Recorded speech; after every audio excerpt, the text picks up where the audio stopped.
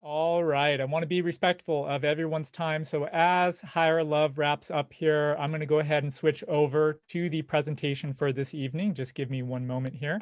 All right, got to bring the chat back up. Okay, can everybody see the PowerPoint okay? Let me know via the chat. Perfect, okay.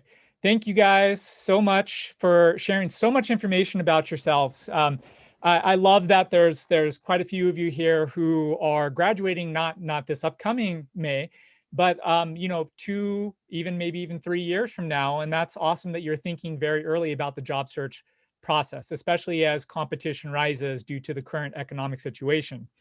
So I just want to very quickly introduce myself. So hello, my name is Travis Nelson. I am the Director of Alumni Engagement for the campus. I'm going to share a little bit of information about why I'm here today, and that has a lot to do with my past experience. So I have actually a total of 18 years of experience with hiring at both public institutions and also private companies. I've worked for city governments. I work for the university currently, but I also worked for a Fortune 500 for about a year and a half. And then I worked in intellectual property law for almost 3 years as well. Most of that time was spent in positions of making the actual hiring decisions, and that includes my time now. I also have almost 5 years of working directly with recruiters on the CSU East Bay talent pipeline. My experience at CSU East Bay directly prior to the position I have now was actually as the manager of the Office of Career and Professional Development in the College of Business. And my job there was basically to create relationships with companies that would ease the recruiting for our students on campus. And then finally, right now, I am actually organizing all the Career Boost content for our alumni. Many of you are not alumni yet, but a lot of you are going to be soon. So you're going to get a lot of emails from us once you graduate about our Career Boost webinars. And our Career Boost webinars are career-based workshops or webinars that are designed to help our alumni in the current challenges that they're facing. And as many of the questions that were submitted in advance allude to, a lot of people are applying and already getting a lot of rejections. So I am kind of excited to be here because I was a graduate of 2008 and went right into the economic recession of 2008. Within the first 3 months of being hired in my first job after college, I was let go. That's when I got hired at the Fortune 500, where I lasted for about a year and a half until I was laid off again. And then I was laid off from the law firm almost 3 years later, until finally in 2012, I made my way all the way back up here to Cal State East Bay, all the way from San Diego, and ended up landing my career in education. And I've been here now, this year will be 9 years that I've been at Cal State East Bay.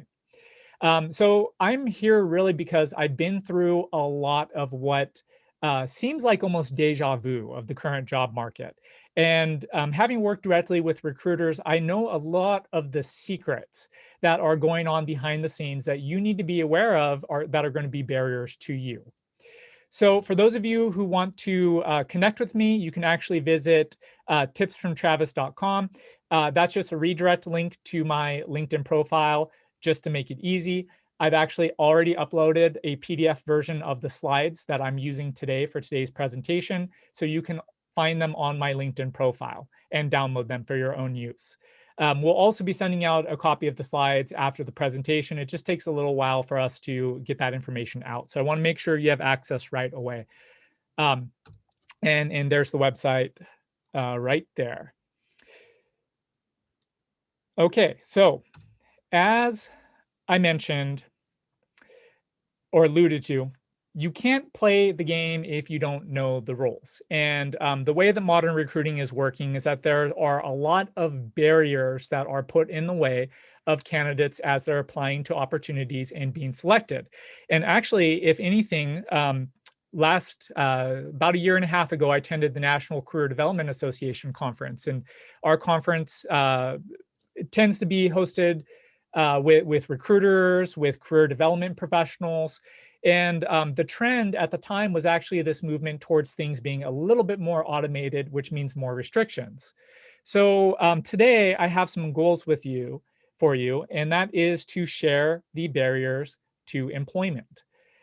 Some of those barriers, as we take a look at them, I'm going to provide you some information about what's really happening behind the scenes, about job titles and recruiting cycles, which are very important to make sure that you're applying for the right jobs and during the right time, company culture and interviews, because those two things are very, very closely involved with each other as to what a hiring recruiter sees as being the perfect fit for the person that they're hiring. And then finally, a little bit about the background and referral process, just because this can be a little bit of a hang up when you're getting a job as well. So let's go ahead and dive right in. I definitely want to make sure I keep track of time here. So I'm going to set a timer really quickly. Before I dive in, if you could please ask any questions that you have via the Q&A tab, that will really help me keep things organized so I don't need to go through the chat. I've also taken quite a few of your advanced submitted questions, and I have them at the end of this PowerPoint presentation. So I'll be answering probably some of them, but it's better to ask anyways, just in case. All right, so let's go ahead and dive into this. So recruiting workload and systems.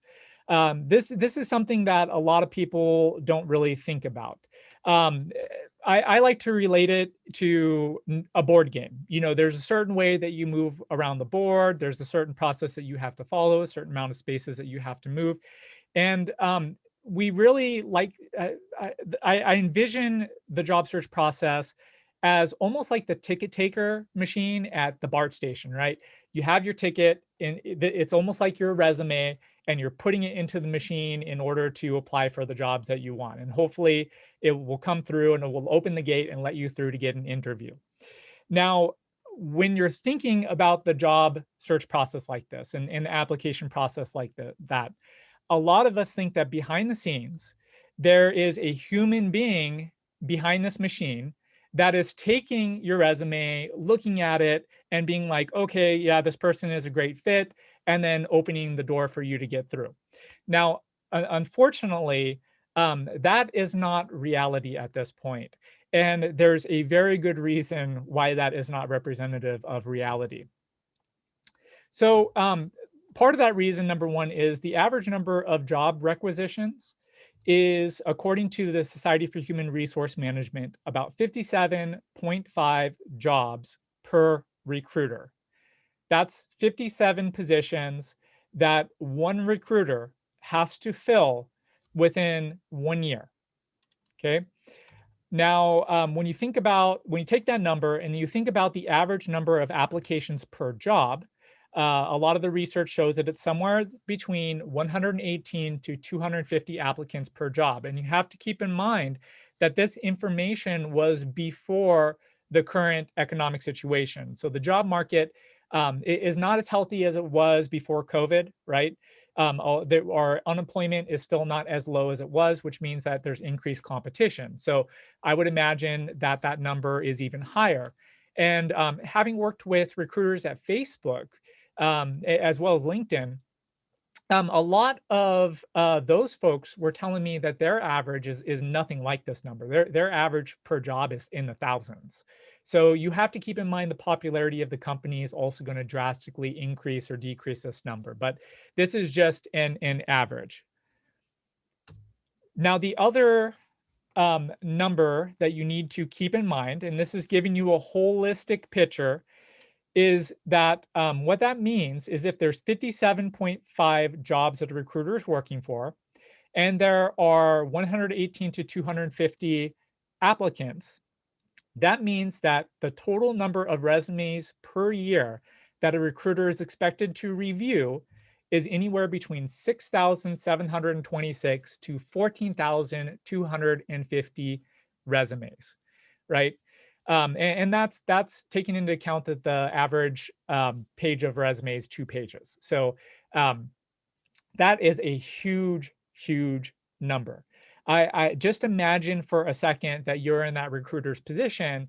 If you didn't have a process that made it easier to help identify who the top candidates are for a position that you're recruiting for, you would have a lot of resumes to get through. It would just be crazy. So to help them manage their process, most large companies utilize an applicant tracking system. Now, what a lot of these applicant tracking systems have as a part of it is an automated screening process. In essence, what happens is when you attach your resume, and you'll notice, for those of you who have applied for jobs, you probably had that frustrating moment where it asks you to attach your resume, but it also asks you to fill in all those boxes of exactly the same information that's on your resume. Part of the reason why it's having you do that is because those boxes are tied to the applicant tracking system portion. The resume itself, in terms of the visibility, is typically attached there, so that way, if you are selected as a top candidate, it will be there in all its glory for the hiring panel to look at. So if you're skipping those boxes because you feel like they're redundant, chances are you're not making it through these systems. So it's very, very important that even though it's time consuming, that you fill out all those boxes. What I like to do is I like to typically have a master resume that has all my experience going back to the first job I ever got, which was as a utility clerk at Long's Drugstore. Long's Drugs doesn't exist anymore, but it's still on that master resume. And that way, if I'm asked when I'm applying for jobs to go back to a certain point in time, I can just easily copy and paste the basic information. You don't necessarily want to copy and paste the same duties, but I'll get into that a little bit later on. So what these systems do is you fill out the application, you attach your resume, and then you basically submit it. Once your resume gets submitted, it almost goes through this digital paper shredder, right? It parses all the information into some easily searchable buckets, or in this case, I represented boxes. And those four main categories is education, your general contact information, skills, and work experience. Now, the benefit of these systems doing this for the recruiters is that, let's say that they are trying to fill a position and they're trying to fill it based upon a certain skill. They may have a database of past applicants within their system where all they would need to do is just type in a certain skill, and then the search would produce a result of past candidates that then they could potentially reach out to for opportunities within their companies that match that skill set. But more likely, this automated process is it allows them to auto screen the candidates. So when the time is ready for the recruiter to start filling the position, they basically press the auto screen button. And what they get kicked back to them is this list of who the top candidates are based upon their overall match percentage to what is in the job description. Okay. So what this means, once again, going back to that big picture, if there are 250 applicants applying for a job, that means that in order to be within the top 10, you have to be within the top 4 to 8% of matching candidates to the job description. I'm going to keep saying job description because it's very, very important. And one job description is not the same as the other. They may use similar words, they may not, and I'm going to get into that. So realistically, it's the top 3 people who will be called into the interview in most cases. So what that means is you have to really be within the top 2% of matching applicants in order to even stand a chance of being contacted for the interview. So what does automated screening mean? Well, it means that the computer is going through and comparing the resume to the job description and looking for some basic keywords that appear multiple times on the job description. And it's very, very important that you match up those keywords on the job description to be exact, because some applicant tracking systems are so exact that it's very, very easy to make some common mistakes. And I'm going to give you some examples here of common mistakes that are made. So for example, let's say that on a candidate's resume, they put MS Office or Office 365 since they changed the rebranding, right? But let's say on the job description, it says Word, Excel, or PowerPoint. Now, a human being knows that MS Office consists of Word, Excel, PowerPoint, Access, Publisher, all those different applications that are part of the MS Office suite, right? But unfortunately, a computer is looking for an exact match to the word. And so what will happen is if you put MS Office, but they're looking for Excel, you actually won't necessarily show up as a match. Now, I say necessarily because these applicant tracking systems, they're becoming more and more sophisticated. More and more companies, they are starting to use tag words. So, and these are words that won't show up on the job description. But let's say, for example, if they notice that a lot of applicants are using MS Office as what they're putting on their resume, then they may end up tagging that word as an equivalent to Word, Excel, or PowerPoint. But you shouldn't rely on that because that's something that they would have had to take the time to do in the system, in the backend. So you need to make sure that you're matching the exact words as much as possible. Otherwise, you're not going to show up as a match. So another common mistake that shows up is on the resume, someone might have put Adobe Photoshop. Now, obviously, this might have been an autocorrect error, right? Because on the job description, it's actually going to have the correct title of Adobe Photoshop, where photo and shop is all one word, right? It's not two words. But some autocorrect functions of your word processors, they may end up separating the word. And if you don't pay close attention, you run the risk of not showing up as a match because that computer during that screening process is looking for that exact match. And it doesn't show up as an exact match because you're looking at 3 words versus 2. Now, this is an example of industry jargon. I'm sure that the statistic majors and data science majors, as well as the MSBA students here would appreciate this, but SQL, SQL, industry jargon. You may put it on your resume, but if the job description actually asks for what SQL stands for, structured query language, you want to make sure to type the whole entire thing out. The reason for this is you know just as much as I do that the hiring manager, the person who's actually going to supervise this position, knows what SQL is, right? Absolutely, they do. If they're expected to manage someone who knows it, then they're probably going to know it. The chances are really good. But the problem is that your first level person that you need to get through is a computer, number one. And then number two, typically there's a secondary screening by the recruiters to make sure that it looks like it appears as a match. So recruiters may have no idea what SQL is, or they may not even know that SQL stands for structured query language. So you want to try to avoid the jargon unless they are using the jargon on their job description. And then finally, even tenses.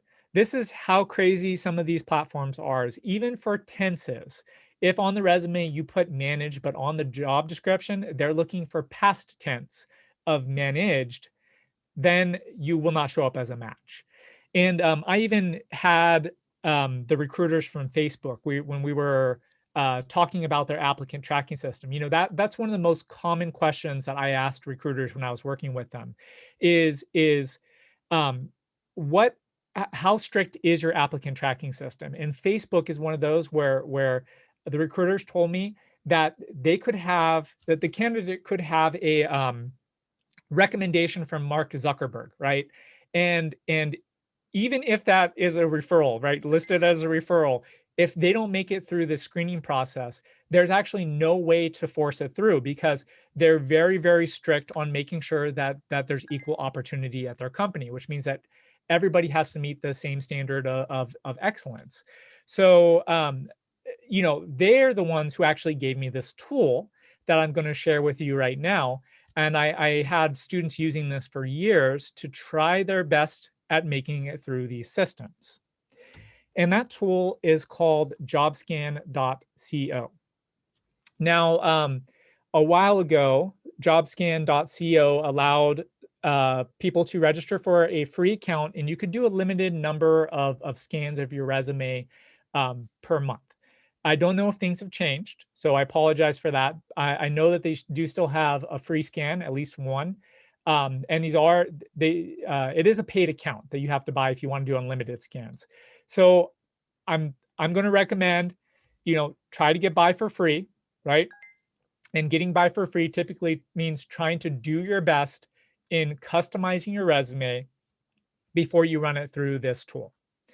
Now, what you're looking at on my screen right now is the comparison page. So what you basically do with this system is on one side, you copy and paste or upload your resume. And on the other side, you copy and paste the job description that represents the job you want to apply for.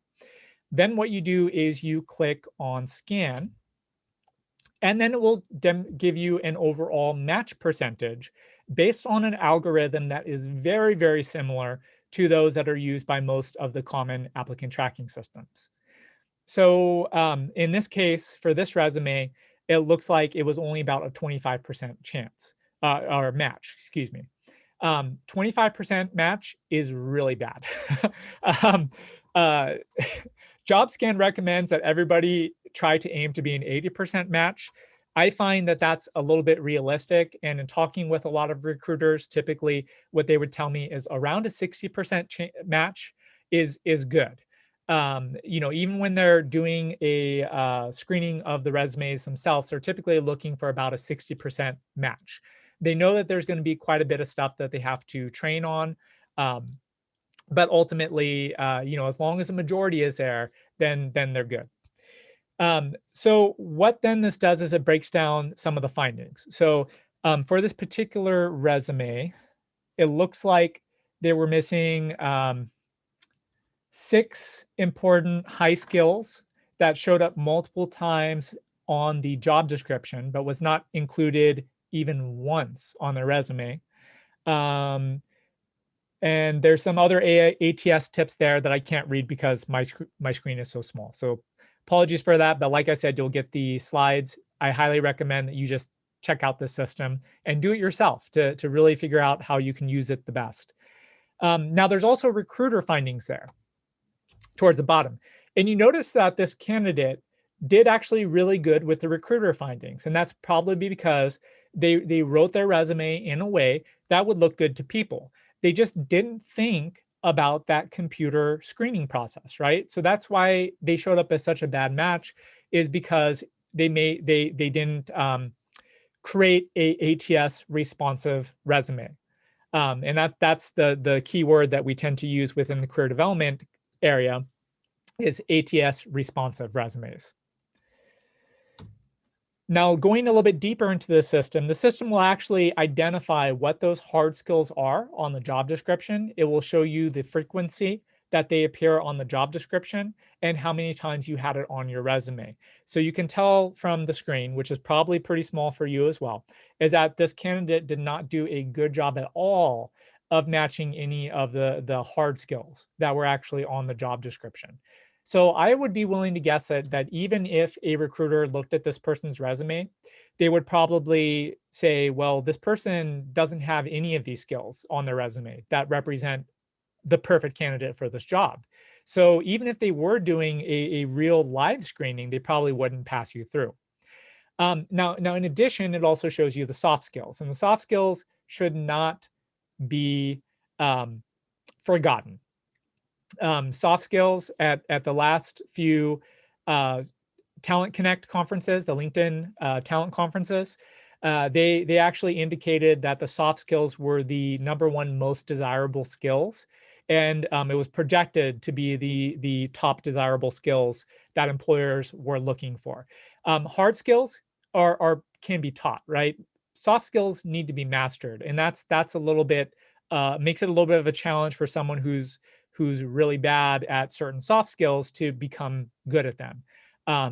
So do not skimp on the soft skills. They're just as important as the hard skills.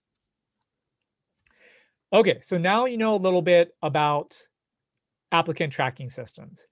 That is the main barrier that students encountered all the time that was not allowing them to go through the recruiting process.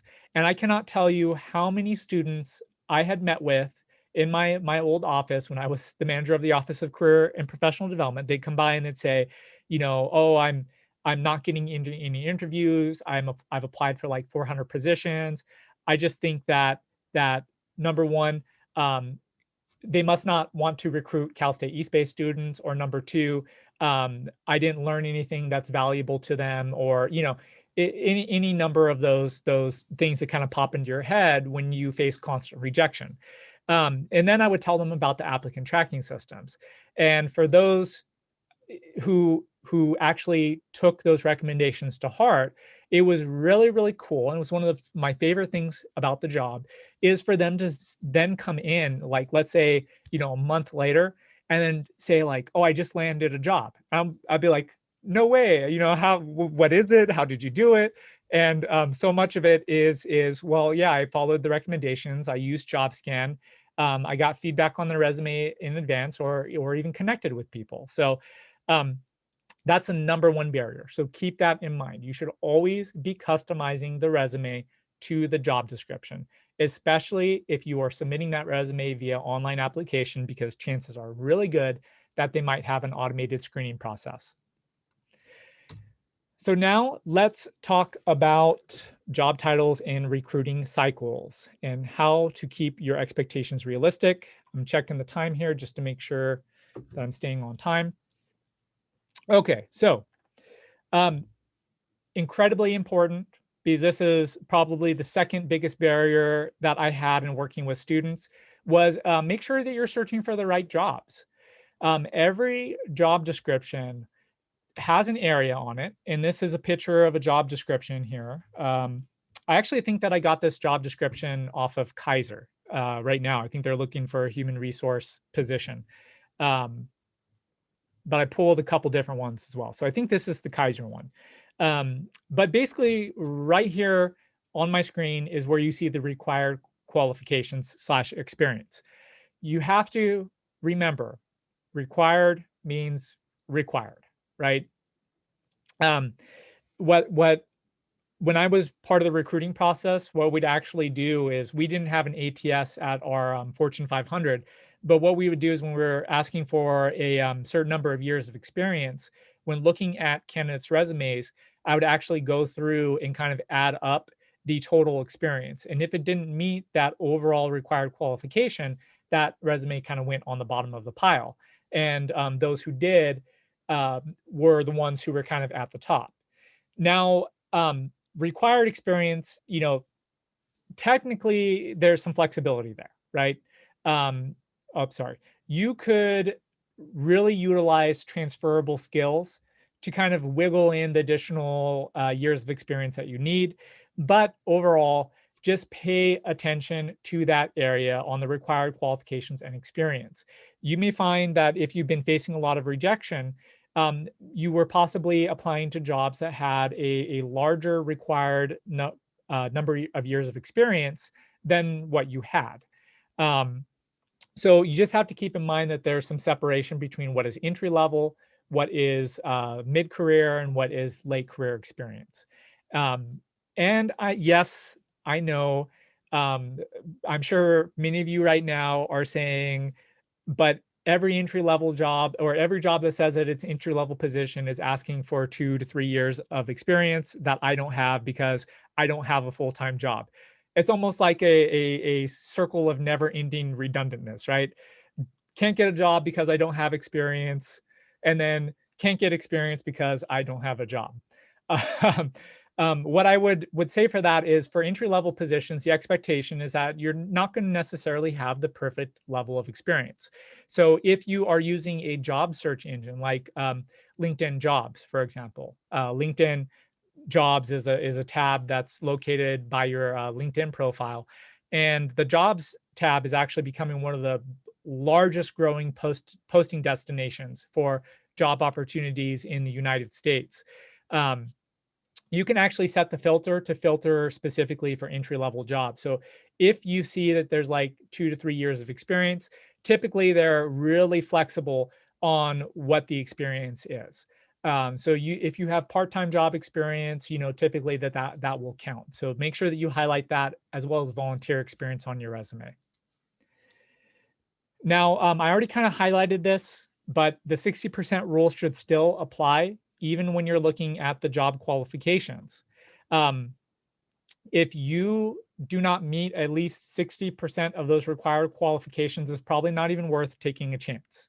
If they're asking for 5 years of experience and you only have 2, I wouldn't necessarily apply to that opportunity. You always can, but there's actually a good reason not to. And that's something else that I learned from a tech company recruiter, specifically Google, is there's a lot of people who really want to work for Google. And some of those people will just submit their standard resume to every single job that is listed on Google. And a lot of those applicant tracking systems, what they end up doing is they end up almost blacklisting that person from applying further to the job opportunities. So you really want to make sure that you're at least demonstrating that you're majority of the way there to meeting the qualifications. And to just highlight on the question that was asked in the chat, can internships count towards the experience? Absolutely, yes. The statistic when I was in my old position was about 75% of internships transition into full-time job opportunities. And for those that don't, there's a huge chance that those who do an internship will be hired within the first 3 months of graduation, if not before, because they took the time to get that experience. So yes, definitely counts. Showcase that internship experience on your resume for sure. Okay, so I just threw this picture in there because this is the standard rejection letter, right? And for those of you who have not seen this yet, I would get you kind of used to it because rejection is going to happen. It's a reality of a very competitive job market out there. So it doesn't mean that there's anything wrong with you as a candidate. It doesn't mean that you weren't potentially a good fit for the position. It just means that there was someone else who kind of beat you out in the process, which means that you have two ways of viewing it, right? You have a lot of control over how you view that. You could either view it as a learning experience, so that way you can improve yourself for the future process when you apply for a similar job, or else you can kind of take it as well, I must have no skills to offer, right? And I was there. I was like that in 2008. When I got let go from my first job, I applied for hundreds of jobs and got hundreds of these rejection letters. And these rejection letters, at one point, I was so frustrated that I ended up printing a lot of them out. And I had a binder that was called like my never apply here or never work for this company binder, because it was kind of like my passive aggressive way of being like, oh, you guys passed me up and I'm such a good candidate. And, now I'm not going to work for your company. But that was just me dealing with the stress of the time. Right. So I know what it's like to go through that, and trust me, there's an opportunity out there for everybody. It just takes some time waiting your turn for that right opportunity to happen. So the other thing that you want to keep in mind that's related to the job qualifications is you want to mind the gap. And what I mean by the gap is the skills gap. What you learned in school, a lot of it, is based on theory, right? As a sociology major in my undergrad, as a master's student in organization and leadership, I cannot tell you how many articles and books I read about the theory behind sociology and behind leadership and all this stuff. But practice is sometimes very different, right? So what you learn in school is not necessarily going to be exactly the skills and the perfect match for what an employer is looking for a job. That's just kind of the reality. There's going to be some things that are potentially missing, and that is called the skills gap. And there's a great way of narrowing the skills gap. But first, you have to understand what is the skills gap that you have. One resource um, one resource that's available for you is ONET Online. And I love this resource because it's actually tied to the Department of Labor occupation classifications. So if you can search skills, you can search specific occupation titles, and what's going to happen is it will pop up a page that's just filled with job title matches, and you can click on each job title, and it does a wonderful breakdown of showing you, like, this is entry level or not entry level. Here's how much experience is needed. Here's the skills that are showing up on the job descriptions. It just does a fantastic job. So I would very much recommend that you click around on ONET, do some searches for potential job titles that you're interested in, and pay attention to those things that especially in like knowledge areas, right? You may run across like a program or a specific skill that you're like, I don't know what that is. Well, that's an indication that it's an opportunity for you to learn about it, right? So that way you narrow that skills gap. You make it more likely that you become the perfect candidate. So then you may be thinking, okay, well, ONET Online will help me identify what skills I don't have but need. So how do I get those skills? Well, I love LinkedIn Learning. Number one, it's the largest e-learning professional development platform out there. So that's saying something. But number two, for those of you who are still students, you have access to LinkedIn Learning. And then also they give out free 1-month memberships for their premium search or premium profile or platinum. I forget if it's premium or platinum, but part of that 1-month free trial is access to LinkedIn Learning. Now, alumni currently get a LinkedIn Learning account for free as well. But because of our current budget situation, we're trying to figure out if that's still possible moving forward. So I'm not going to promise that right now. But basically, if you're looking to learn about a specific skill, a technology platform, LinkedIn Learn is a great place. You can just search it, and chances are it will pop up. The other great thing about it is that any courses that you take on there, it will actually give you a certification that you can post to your LinkedIn profile that improves your search chances when recruiters are using the HR LinkedIn version to search for potential candidates for their openings. So it's very, very handy. So I would take advantage of it. And of course, there's some other free platforms out there. Salesforce has, I think it's called Trailhead. I went naturally towards Trailblazer, but I think that's because that was the name of one of our associations at one point. I think it's Trailhead or Trail Marker.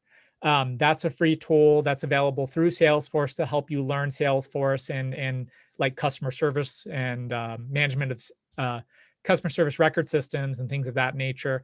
Khan Academy, and of course, good old YouTube, right? Like in my personal life on the side, I make YouTube videos. So with a bunch of different stuff that I like to make. And I needed to learn how to edit videos. So I actually turned to YouTube, and that's how I now, I'm not a master at editing videos, but I learned enough of it to be able to do it. And it gets easier all the time. Okay, so that's a little bit about LinkedIn Learning. Now, the other part of this is knowing when you should apply. So I noticed that there was some accounting students here.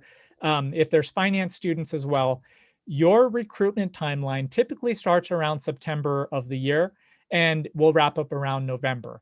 A lot of the major accounting firms, they'll do a very early entry-level recruiting cycle, particularly for internships around this time of year. Around January is when they'll start posting some other open positions within their office, but you have to keep in mind that that's also leading into tax season. So they don't have a ton of positions available at that time because their seasons are so chaotic. Typically, they like to do a lot of their hiring in advance. Now, you also have to keep in mind that this timeline for accounting and finance students applying in between September to November, those aren't for jobs that start until May. So you're applying way in advance for entry-level opportunities that won't even start until after you've graduated, in essence. Now, the same is true for other companies. What I find is that the big tech companies are starting to recruit more around December. They're kind of pushing a little bit earlier and earlier in order to beat out the competition. So I imagine that sometime soon, they might be on the same timeline as the accounting firms are. But for the time being, they tend to recruit en masse for their entry-level positions between December to March. So why do they do this? They do this because it's a lot easier during the onboarding process when you can train a huge group of people all at one time rather than having to train individuals individually as they just kind of trickle in. So that's why a lot of companies tend to recruit in sort of these cycles. They want to do the majority of their entry level as early as possible. So that way they can get them all onboarded at the same time. Saves time, saves money, and time is money, right? So that's a little bit of the recruiting cycles. Now I'm going to jump into company culture and interviews, plus a method to answer questions. So I know this is covering a lot of information, and I'm going to stick around for a little bit after the presentation to hopefully answer some questions that you still have. But I also invite you to connect with me on LinkedIn. So if I don't have time to get to your questions today, you can always message me on LinkedIn. All right, so let's, yes, good question on the chat there. So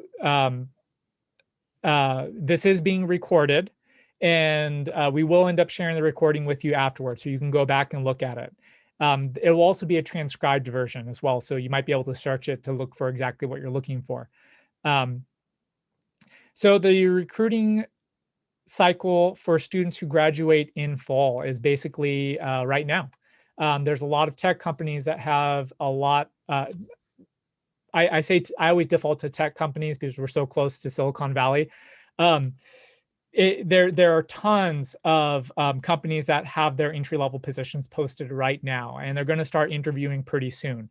So I'd recommend that what you do is you take a look at LinkedIn Jobs, because a lot of them are also advertising on LinkedIn Jobs. So I know this is crazy to think about. You probably weren't thinking about having to apply for full-time jobs until after you graduated, but you may need to wait a long time if you do. So I'd recommend at least doing the research now in trying to figure out what it is you want to do and seeing if those opportunities are available now.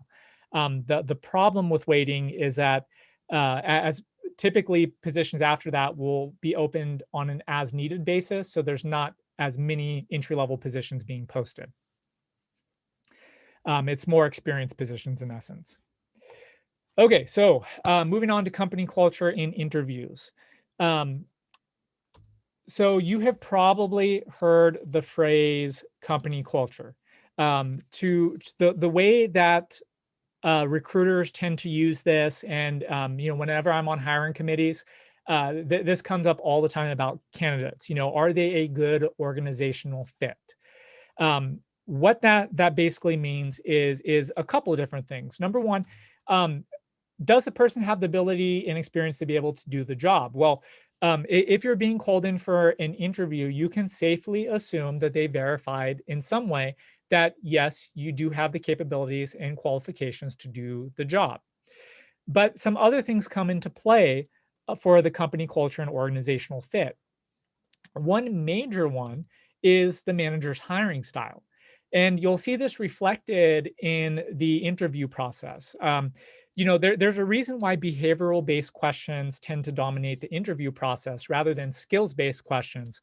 And that's because they're really trying to look to see if your style matches the hiring manager style. And I say hiring manager rather than the company style because I have worked for several different managers at Cal State East Bay, right? And even though we're all the same organization, each of the hiring managers that I've had, or the managers I've had, have all had very different styles. So, very different styles in terms of what they would like to see in terms of reports and how they would like to host updates and be updated on things.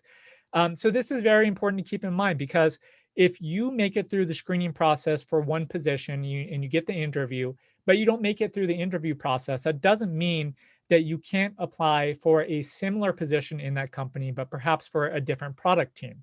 Um, that will actually makes it more likely that you'll get through the application system, because you already did once, and then hopefully you'll end up in front of a different hiring manager, and you'll better match their styles.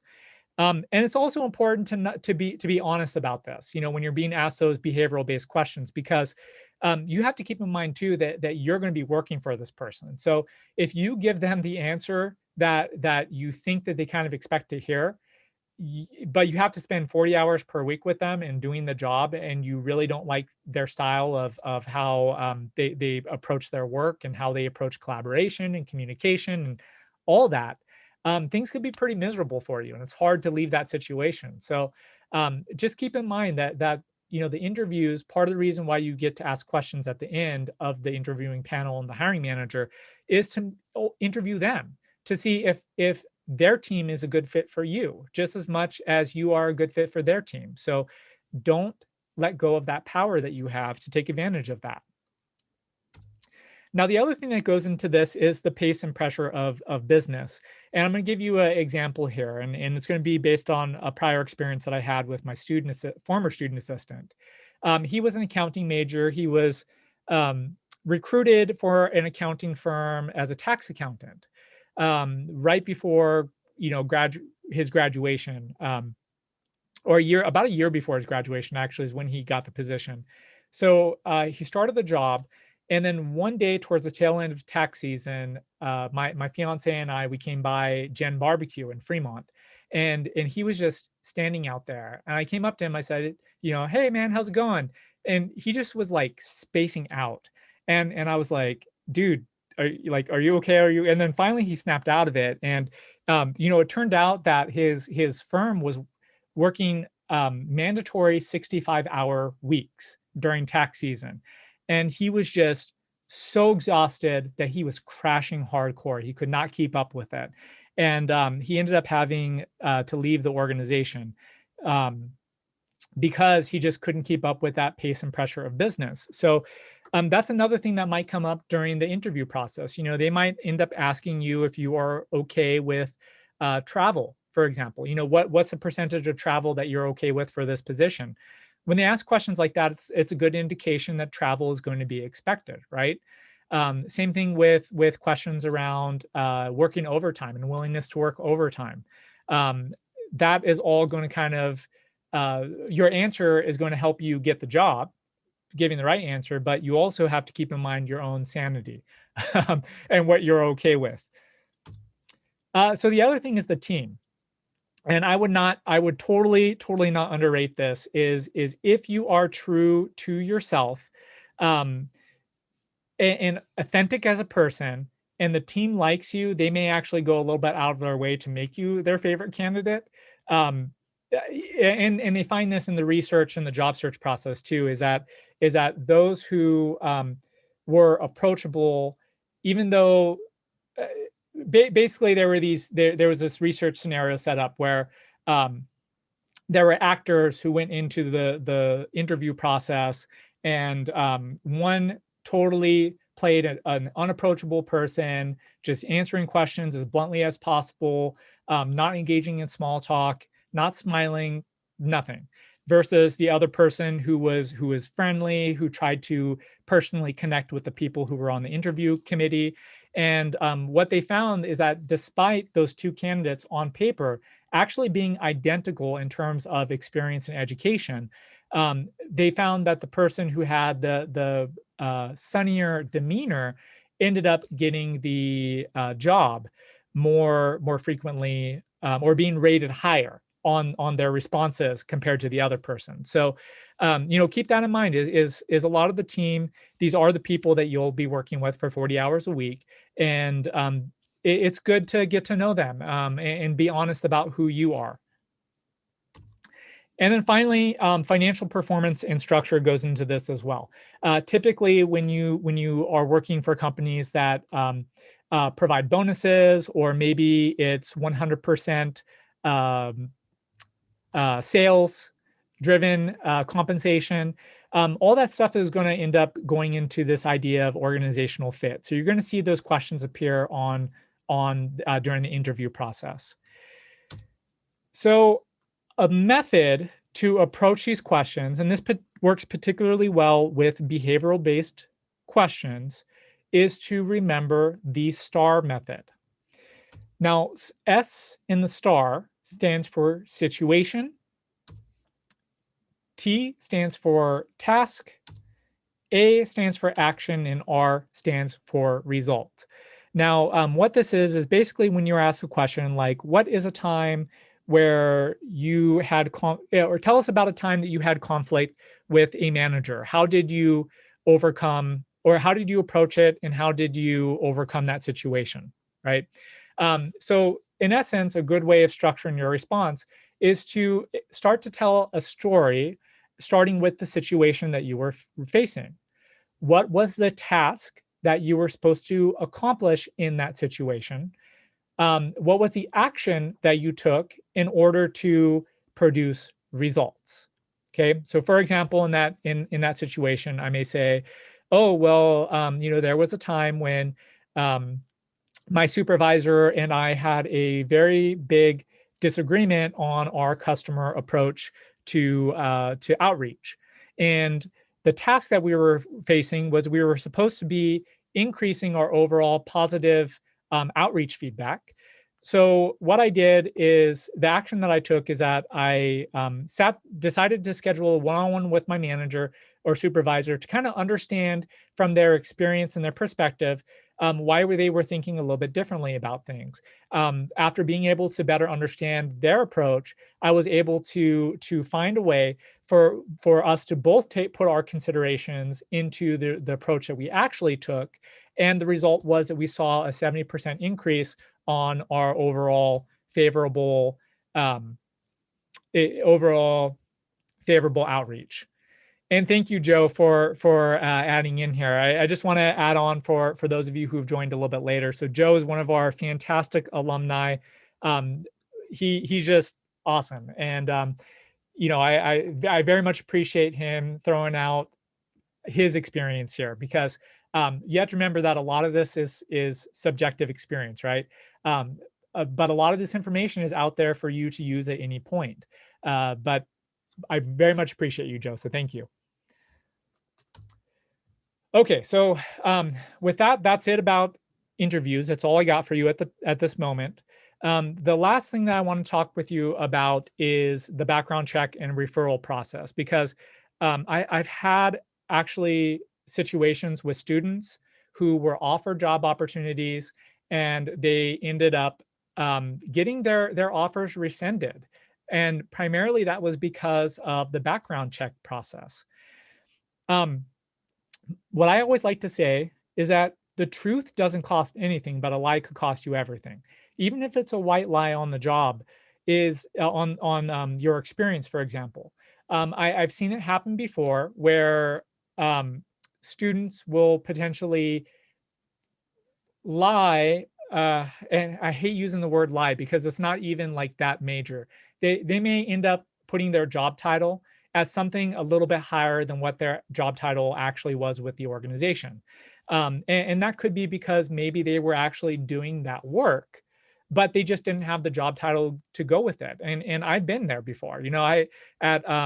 In some of my roles, especially when I was young in my career, I felt like my supervisors were pushing off majority of their work on me and I was doing their work. But you have to keep in mind that you then can't call yourself the supervisor, because in the background check process, when they go through to verify with your employers that you were indeed hired by them, what they're going to find is they're going to find that you actually didn't have that job title and that you basically lied about it.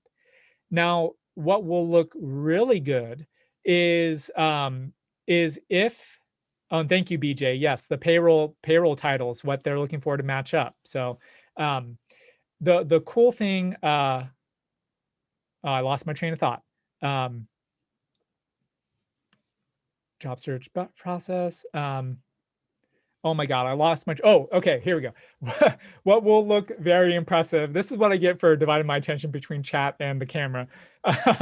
What would look really impressive is if you had those really high level responsibilities, even though you didn't have that job title, because you know what that says about you as a candidate?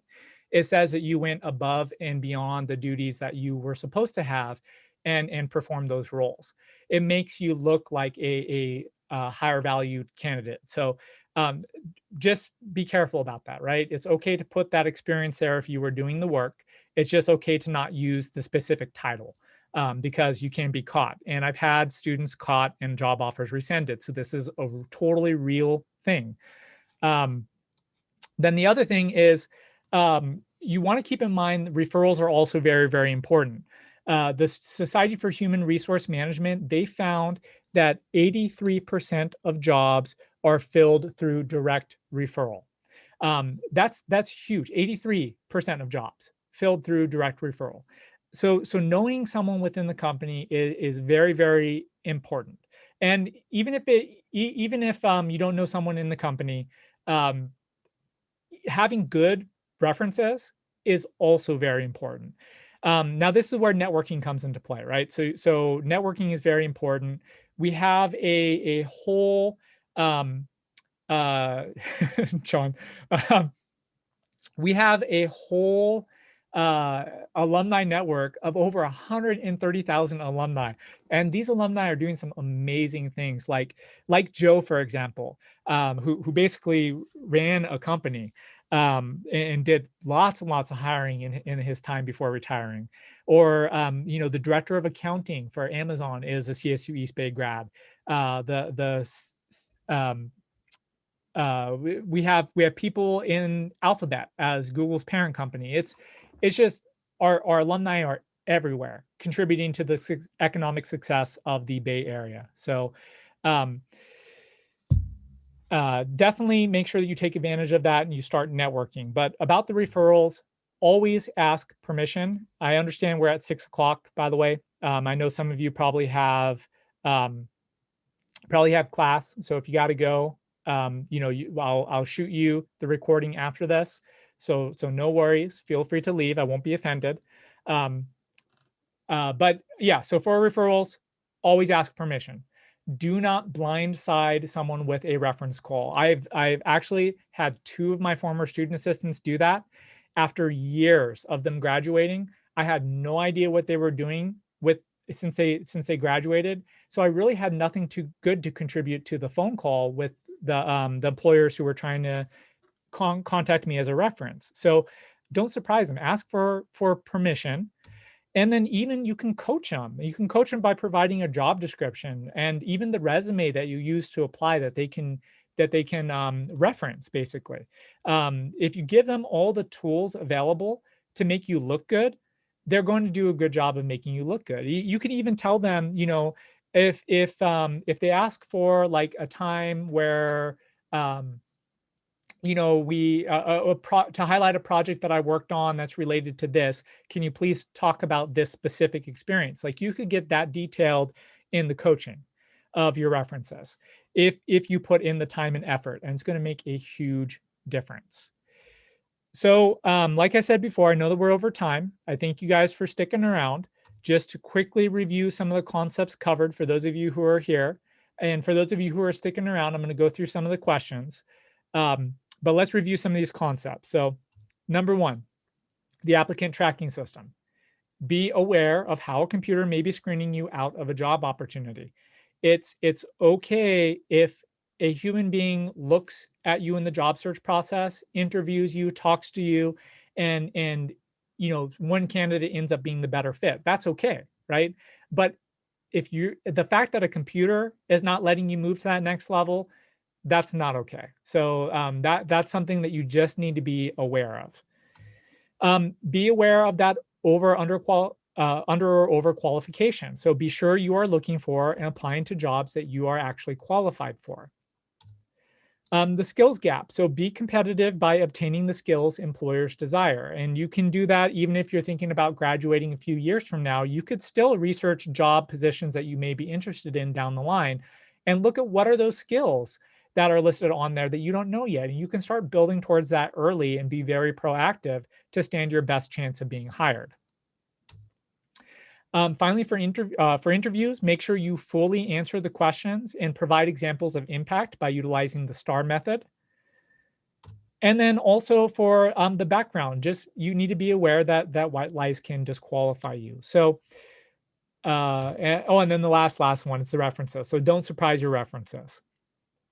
Now, before I switch major gears here, if you are having problems, there's a very handy tool or way of thinking about the job search process that can help you identify where your problem is, okay? And then that way you can search out resources that are going to help you get past that barrier. The job search process is pretty linear, right?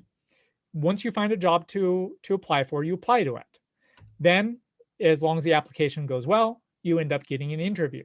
Sometimes I found the majority of recruiters say that there's 2 interviews involved in the process, but one important thing to note as well about the interviews is at the National Career Development Conference, their recruiters are starting to understand that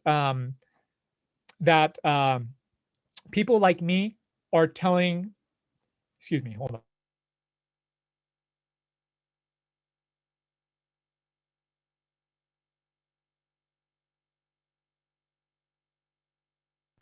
Sorry, got bad dry mouth there for a second.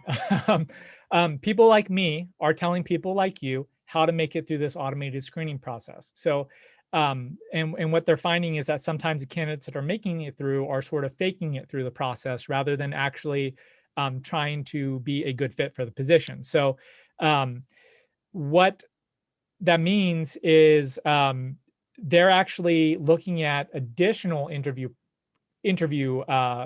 as sort of like qualification interviews.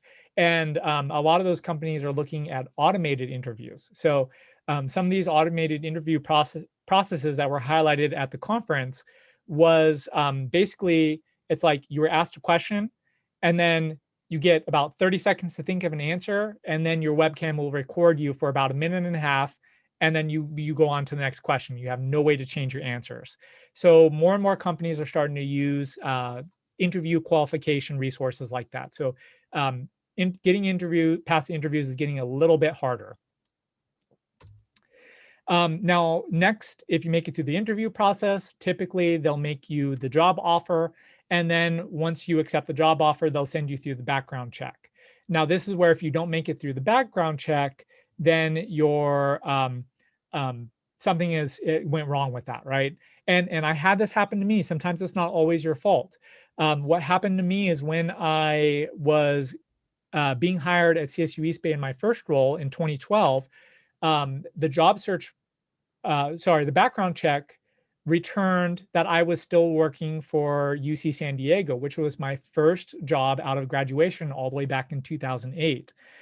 So someone from HR contacted me because they were highly concerned about why would I still be at San Diego, but then physically applying for a job in Castro Valley, in Hayward.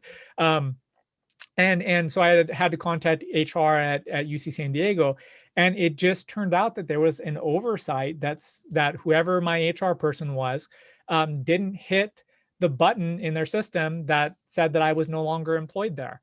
And there had been 4 years that I had not been employed there. So that almost disqualified me from my first job at CSUEB. So this happens.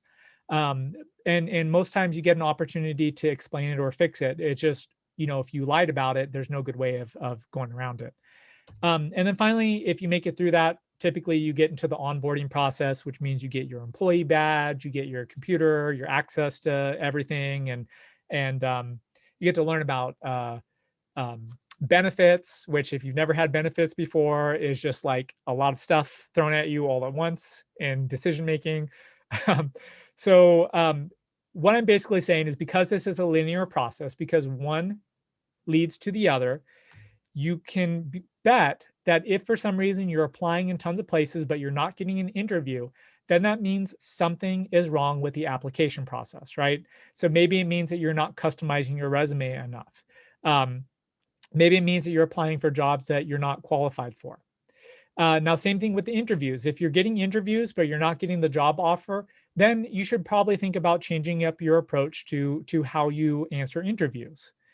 And then finally, if you're not making it through the to the onboarding, you have to ask yourself a question about, what is potentially happening in the background check that I should be concerned with, and they'll most likely end up contacting you about it.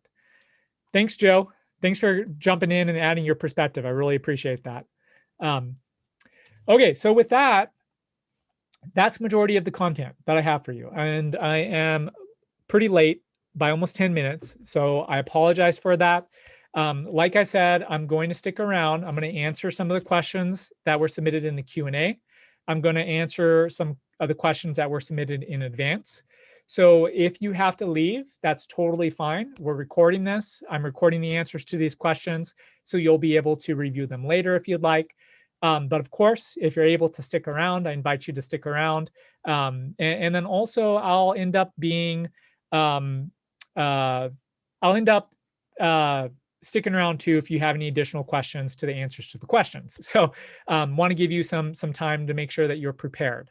The other thing that Jonathan on the chat just pointed out is I did already upload the slides for this presentation to the to my LinkedIn profile, actually. So if you connect with me in if you connect with me on LinkedIn or just go visit my profile, you'll be able to download the PDF slides from today's presentation. They're a little weird because that conversion from PowerPoint to PDF is a little not so good, but all the content's there. And let me see, will I talk about interview skills in future sessions? Personally, I won't, but we are going to be inviting some alumni to talk about interview skills. And we actually had some already, we already had some interview skills workshops happen about 5 months ago, I think. So we have those recordings available as well. So if you wanted to be proactive and watch those, you could.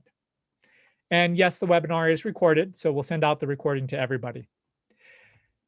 Okay, so let's go ahead and jump into some of these advanced questions really quickly. So these were the questions that were submitted in advance by some of you who are attending. Question number 1. What are some tips on making sure your resume looks appealing to employers? Now, this is something that we hosted a session not too long ago where we actually invited some of our alumni who are recruiters to share their perspective on this answer. And the major thing is number 1, you need to keep it simple. You need to make sure that it's well organized, that it's focused on the job description, especially if there's an initial applicant tracking system screening. That's a part of it, that automated screening. And then you want to also make sure that it's centered around the results that you achieved. That is very, very important because too often what people put on their resume is they put the job duties that they had to do. Now, anybody who has that job title is going to have similar duties, right?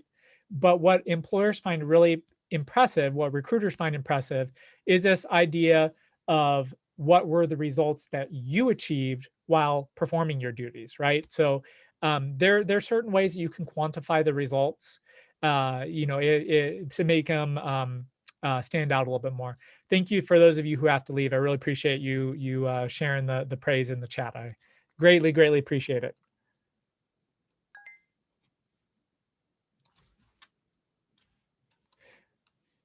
And in terms of community groups, we actually have an alumni group on LinkedIn too.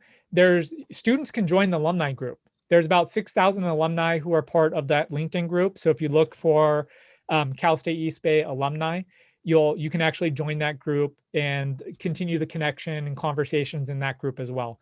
You'll also meet some alumni in there, which is awesome. Okay, so next question here that was submitted in advance. How important is a LinkedIn account? Well, in the research, About 87% of recruiters use LinkedIn to check candidates' experience. So pretty important. If you don't have one, it also depends on your industry, right? Like you typically, if you're a nurse, you typically probably won't be on LinkedIn because LinkedIn is not as valuable to the recruitment process because there's, really detailed certification. You have to go to a specific school. There's better talent pipelines established. But I'm trying to just make the point that for some occupations, it's more valuable than others. Background check for past employers. Yes. Yes, it is. It's a way of verifying the experience that you put down on your resume is correct. Sorry, I'm going to bounce back and forth between the chat and the slides here. The background checks will at least cover the total number of years of experience that they ask for in the application process. But I typically, when you are asked to consent to a background check process, normally there's a little thing that you check off to be provided a copy of that background check if you want it. And it's typically free of charge. So I've done that on my last few jobs that I got, and the check that they get returned back is typically expansive of your whole entire work history. It went all the way back to my first job ever. And I don't know if that's true of every employer, right? Some employers may just go back 5 years or so, but at least for East Bay, that's what they did, is they looked comprehensively, even though they had me put down 8 years of experience, I believe it was. Okay, next question here on the slides. How do I find training opportunities? Well, you want to check formal e-learning platforms, informal learning sources like YouTube. So formal e-learning platforms would be like LinkedIn Learning, Khan Academy, the Salesforce Trailhead. I think that's the name of the platform. Or even professional organizations. You'll find that for a lot of occupation areas, there's typically professional organizations that represent those occupation areas. And what a lot of those organizations are doing right now is they're offering free one-year membership or discounted membership in those organizations to recent graduates, or even free membership to students. So right now is a really good time to take advantage of that. So I would recommend doing a search around some professional organizations that are related to the jobs that you are interested in, and then seeing what they have to offer. I know that for the National Career Development Association, which I was a member of from my old position, they had online trainings happening all the time. Some were free, some were paid, but yeah, take advantage of those opportunities that are out there. Next one is, how do we maintain our authenticity and individuality while also trying to appeal to automated systems? This question was obviously submitted by someone who probably is coming from an arts background, right? Or graphic arts, or graphic design, photography, things of that nature, because it's very hard to showcase that artistic talent on a resume. And the way that a lot of people try to do it is they try to make their resume very, very artsy. In fact, there's there was a trend going on of using a system called Canva, which is similar to like Adobe Spark, and also some of the other Adobe InDesign, I think it is, right? For those of you who are the art majors here, is basically what it does is it utilizes more image rather than text. And unfortunately, those images do not translate into the applicant tracking systems. So, and they're distracting. Going back a couple slides about the, what are some tips on making sure your resume looks appealing to employers? Keep it simple, right? Your resume is just a tool to get you through the door. Typically, you can attach other things to your application, whether it's including it in your cover letter or attaching a portfolio that showcases your artistic talent.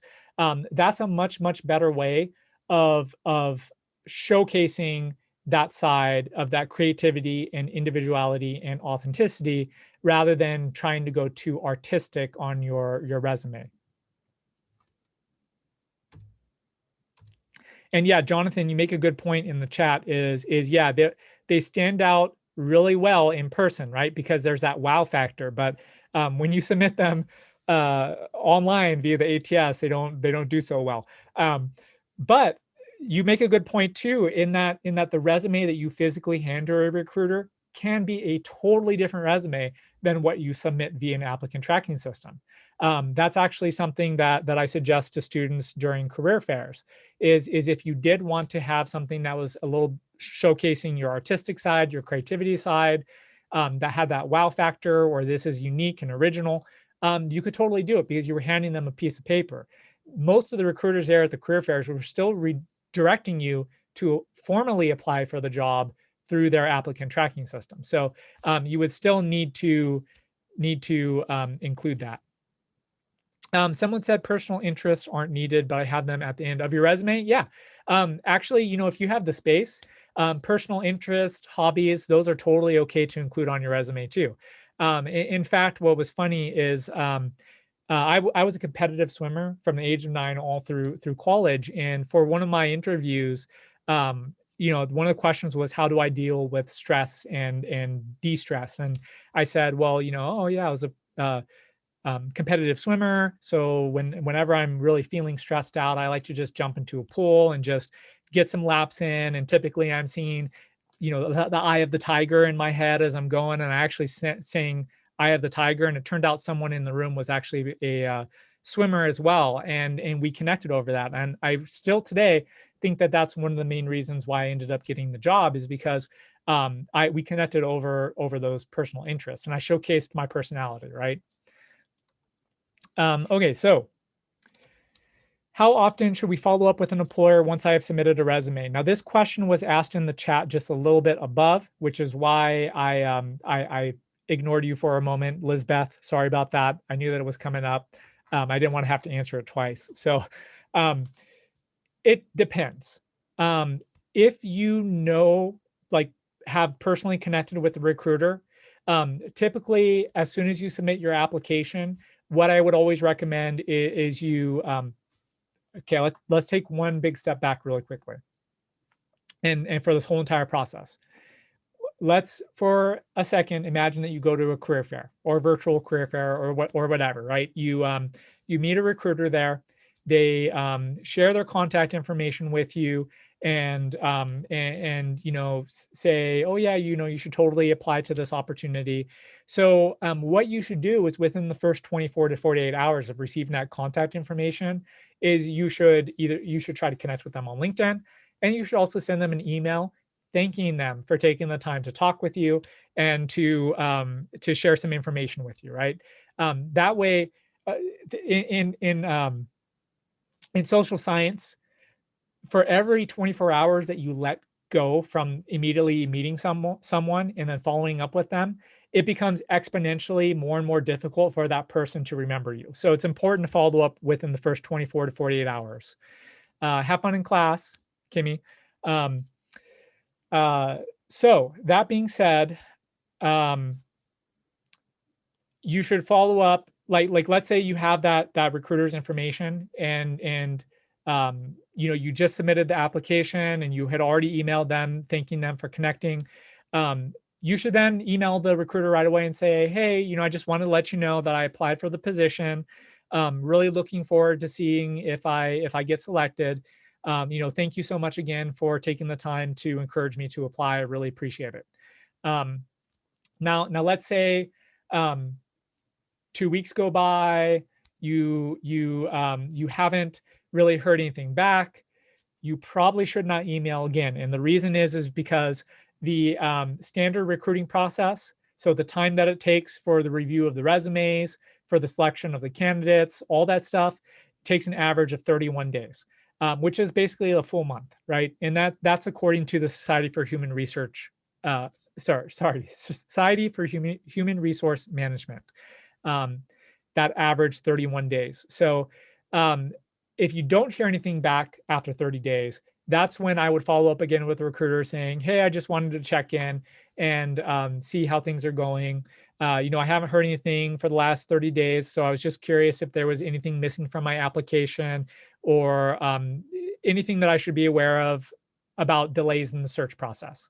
Now, if the recruiter has responded to you already, chances are good that they'll reply and they'll be honest. And what I find with a lot of companies, and this is our experience at Cal State East Bay as well, is typically we have to extend the application period in order to get more qualified candidates. So sometimes not hearing anything is a good thing. It's when you get that email that says that you weren't selected as a candidate, that's when you get the bad news. Okay, let's see. The next question here. How long does a resume need to be and how far back should it go? Okay, so the answer to that is 1 page is ideal. However, it's very unrealistic, especially as you gain more and more information, more and more experience. So, but generally it's recommended that you don't go over 2 pages and you should only include your relevant experience. It's okay to fill in the gaps with, like you had job experience here at X employer from this year to this year. But if it wasn't related to the job, you don't really need to populate the job duties with much information. You can focus on the job duties that directly contribute and translate over to the opportunity that you're trying to get. So the other reason why this is important is there was this research study done. It's called the Ladder's Eye Tracking Study. And what it did is it used a specialized camera to track the recruiters as they were reviewing resumes to select candidates to interview. And what they found is that on average, recruiters were spending about 6 seconds per resume. 6 seconds. And that's not per page. That's in total. So if you go over 2 pages, the chances are that a recruiter is spending quality time looking at all that experience that you listed is really, really low. So I would say 2 pages max. Be selective of your experience. Your resume is a tool. It's a marketing tool, right? It's trying to tell someone why you're the perfect opportunity for this job because you've had the experience that lines up with the opportunity. So utilize that. You don't necessarily have to showcase all of your experience if it's unrelated. Does having a master's degree help in selecting a job that only requires a bachelor's degree? This is really, really complicated. Okay, so the reason why it is complicated is because one of the greatest costs that any organization can incur is the cost of turnover. There is a ton of money and investment of time that goes into training someone into a job opportunity. So a lot of recruiters are very wary that if you have a master's degree, but you're applying for a job that only requires a bachelor's degree, that chances are that is not really the job that you want. You are just trying to get it for experience in essence. And what that means is, oh, sorry, I said overqualification. I meant overeducated. So what that basically means is that you are a risk, right? That they chose you as a candidate and invested the time in training. You might move on after 2 years to a position that actually requires a master's degree. Now you can always try to argue for why that's not the case. And of course, there are differences depending on industries. Some entry-level roles may require additional certifications, nursing, for example, right? Some finance industries, if you're getting into trading, for example. But what it boils down to is if you don't have the experience that goes along, the job experience that goes along with the master's degree, and what an employer is looking for when they ask for a master's degree. Typically that means like 7 to 10 years of directly related experience. You are going to be seen as overeducated but underqualified for an entry-level position. Overeducated, overeducated, underqualified for an entry, yes, for an entry-level position, right? And then it flips. If you're applying for a job that requires that, sorry, I flipped those two around. Let me restart this. Okay, if you're applying to a job that requires an MBA degree, for that 7 to 10 years experience, but you don't have the experience to back it up, you're underqualified and underqualified for the opportunity, right? So then if you're applying for entry-level positions, you're overeducated, even though you may be qualified. There we go. That's what I was trying to say, is basically you end up in the pile of candidates that would be risky candidates. Okay, how do I explain a gap in employment? This question was asked a lot of times. So you have the best approach, and this is exactly what the recruiter said in our last presentation, is be honest, explain it, and be prepared to talk about it during an interview, because they're probably going to ask some questions about it. The best place to be able to explain your gap is actually in your cover letter. It could be that you took a break to pursue education. It could be that you took a break to be a parent. And actually, there's some creative ways of listing if you had a kid and you took some break off work in order to take care of your kids. I've actually seen there's a growing trend from mothers and fathers who have utilized their paternity or maternity leave to actually list that as almost like a job in and of itself, because it totally is a job. I don't have kids. My sister has 2 very young kids, and they run her ragged. So it really is like a job in and of itself. You're managing people. So but yeah, so be honest, explain it, and be prepared to talk about it. It's not as much of a barrier as a lot of people think it is. As long as you match the right requirements and you have that level of experience, they're going to consider you even if you have a gap in your employment. You just need to make sure that you are, explaining it. Okay. What motivates you when you are constantly faced with rejection? This question hits so close to home because I've been there before. Some of you are probably there as well. And power to the 65 of you who are still here. I really appreciate you all. It's hard, right? When it comes to the struggle of getting a job, some of us can't make it. Some of us just can't fake it. And many of us just can't take it. And we break ourselves down before we ever get a chance to be appreciated by an employer for the talents and capabilities that we know that we possess, right? Some of us land our dream jobs early, but most of us are sometimes late. So what does it take to find that success? Well, it takes learning to wait our turn for the right opportunity to come along, right? It took me 4 years after being let go from my first job at UC San Diego in student affairs to get back into education. I had to learn to wait my turn for when when I was the perfect candidate. And I look back on that now with hindsight being 2020, everything just lined up perfectly because I now had the experience that I needed that I didn't have before. But that being said, if that right opportunity doesn't come along, then that's when we hit the pavement, we break down the doors, regardless of whether they are going to shout at us, curb us, and leave us for dead, because we don't give up until we get what we want. And that's why we as pioneers survive, right?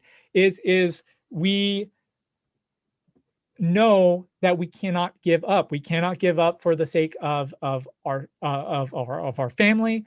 I'm a first generation student. I know majority of our first generation students are. All their hopes and dreams were on me graduating college at the time. I couldn't give up for them. I couldn't give up for my sister who was in college at the time and trying to make it through. I couldn't give up for myself, right? And that's what you need to do to survive. It's hard. There will be days where you don't want to get out of bed because of the rejection that you're facing. You don't want to submit another application, but you got to fight, right? Our life is contained in our dreams that we have for ourselves. And, don't give up on your dreams if you're discouraged. Fight for your right to party, right? Good luck on the hunt out there. So don't give into that. It's going to happen. Don't let it drag you down. Flip the script. Every rejection is an opportunity to learn, so that way the next time you apply, you can do better. Okay. So thank you guys so much. I'll go through a couple of the questions submitted here. Can you give guidance on how to start applying to a job at entry level?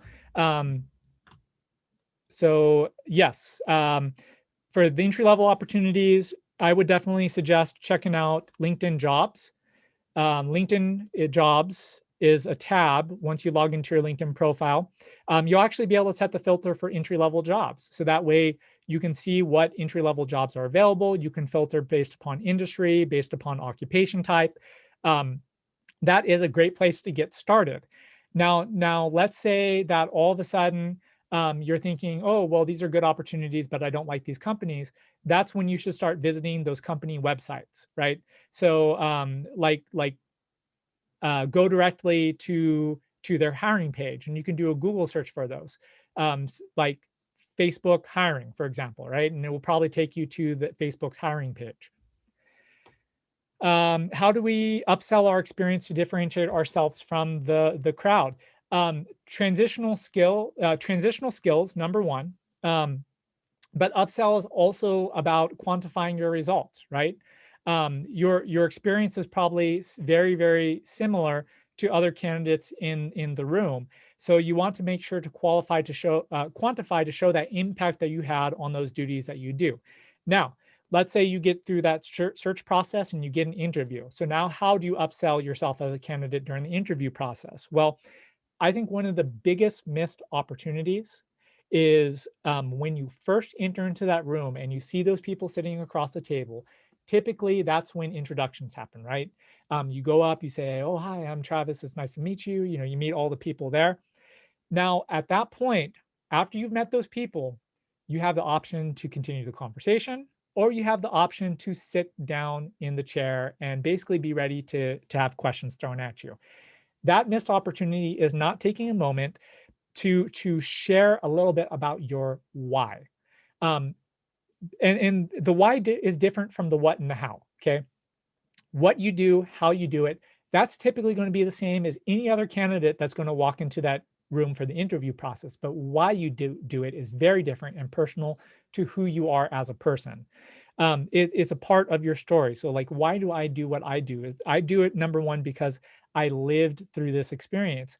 I had to go to therapy for years to get past that experience. I'm still on antidepressants and going to therapy to be able to cope with what's going on now. But I know that if I can help a single person get through this job search process, that is all that matters to me. So that way they don't have to go through exactly the same thing that I went through. Now, if I walked into an interview and I said exactly that after I introduced myself, I said, I'm really excited for this opportunity because I had this experience in 2008. It was awful. I want nobody to be able to go through this experience again. I want to be able to help them take advantage of these opportunities, to kind of know the secrets. That is going to leave an impact, because chances are the reason why those people are sitting on the other side of the table is because they're passionate about what they do, right? And that's what you want to do. It's why you're there. So utilize that, right? Oh yeah, and I'm an open book. I've learned that part of what helps everybody be authentic to themselves is by sharing those experiences, right? Because we don't go through any of that alone. So it's very important. How to make resume more presentable for jobs. So that's making sure that it matches the job description, keeping it simple and making it through that ATS. Okay, hello, Dr. Nelson. I'm not a doctor. I do have a master's degree, but not a doctor. But I appreciate that. It's kind of cool to see that. What type of jobs can I apply if I've graduated with a BA in psychology?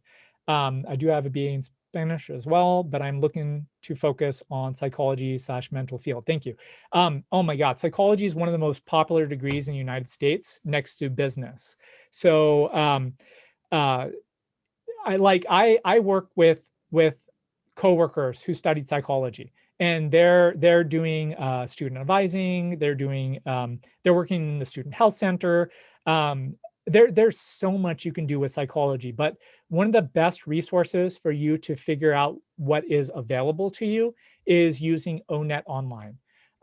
Go to ONET Online, and in that occupation search that's in the upper right corner, type psychology and hit enter. And you're going to be amazed at how many job titles pop up that are related to psychology.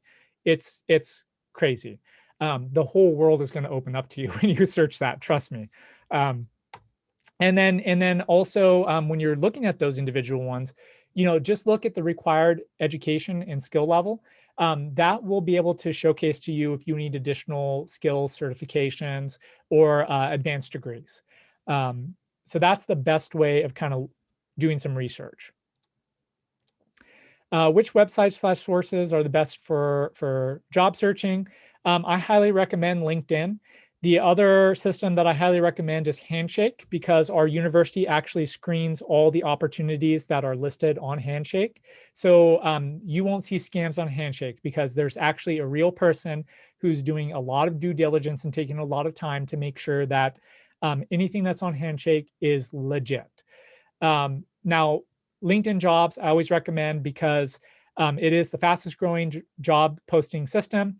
Also, it costs money to post jobs on there, whereas Indeed, it doesn't cost money to post jobs. So I find that for Indeed, you tend to get more scams. And LinkedIn Jobs, the scammers tend to not want to pay the fee to post the job. So yeah, so those are the ones that I would recommend. Also, pay attention to, if you join the alumni group, you'll occasionally see alumni post job opportunities there. So, check in with your network. You may not have graduated yet, and that's fine. You are a pioneer for now, for life, right? Even if you don't graduate for 4 more years, you're a pioneer. So take advantage of that network early and get to know people. And if they're offering to be a resource by sharing jobs, definitely reach out to them and ask them about those opportunities. Okay, what do I have to do if I don't have any experience in psychology field? How can I work myself up? I've received a BA in psychology this past fall, 2020. Thank you. So Danny, that's a really good question, because sometimes it just takes getting that experience, right? So what I would recommend is a couple different things. First thing is making sure that you're finding pathway opportunities. And what I mean by that is that typically every occupation has sort of this like career ladder that you'd climb. And that may even like start, like, let's say let's say it's a psychologist's front office, right? Or being involved with like record keeping. Like when I was working for intellectual property law, I was basically like their administrative assistant. I assisted with the IP filing process. So, and that basically would have been a great first step to then learning a lot about the law. And I could have tried to pursue law after that if it was an interest to me. So look for those pathway opportunities, those entry-level positions. Now, if you cannot find anything that's available, look for informal opportunities to gain experience. So volunteer opportunities. Are you volunteering for any organizations that are looking for volunteers to maybe kind of do the type of things that you're looking to do in the field, right? Chances are really good that there's some volunteer organizations out there that are looking for help and need help desperately. So that's a great opportunity. How do we balance matching resume and job descriptions and standing out from the competition? So I kind of talked about that a little bit. This question was submitted pretty early on. So yeah, it's all about from the recruiter perspective, it's all about being a match for the job opportunity, right? It's not necessarily about standing out to the recruiter. It is about standing out to the hiring manager for sure. So If that involves attaching portfolios, or going into more depth and detail on your cover letter, that will help you stand out. Oh, I get this question all the time. All entry-level jobs ask for 2 to 4 years of experience. Can a fresher still apply? Yes. If it's marked as entry level, yeah, the expectation is that any experience will apply. So even if you have like 2 years of customer service experience, that will count towards it. But yeah, you can definitely apply as long as it's marked as entry level. Now, I find that most entry level positions, and they're getting a little bit better about this, but before in my old role, it was like 2 to 3 years of experience for entry level.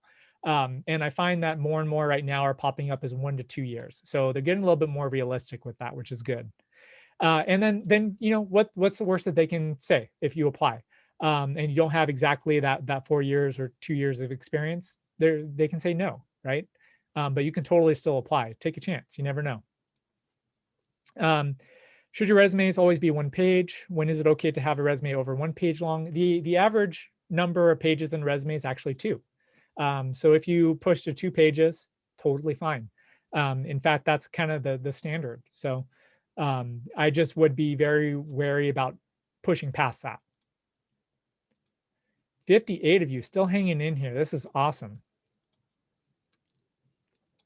Oh, great question in the chat. If the recruiter scan a resume average for 6 seconds, and how will they be reviewing the cover letter?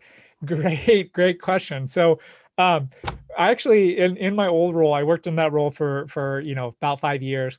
And another common question that I would ask recruiters, and this was more for my internal tracking purposes, was I would say, if a candidate attaches a resume, do you read it or do you not read it? And what I found is that about 60% of the recruiters who I worked with would say that if the candidate took the time to attach the cover letter, they would actually read the entire cover letter, even if they just looked at the resume briefly.